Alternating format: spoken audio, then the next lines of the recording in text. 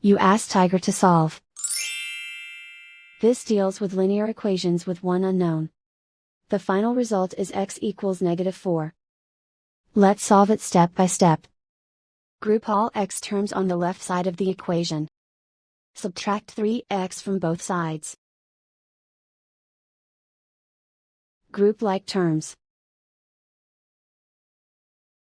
Simplify the arithmetic. Group like terms. Simplify the arithmetic. Group all constants on the right side of the equation. Subtract 18 from both sides.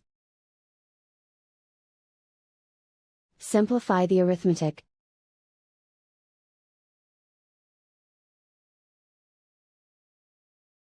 Isolate the x. Divide both sides by 8. Simplify the fraction.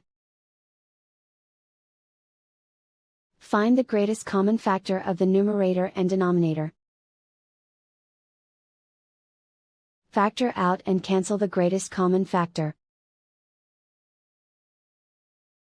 And so the final result is x equals -4.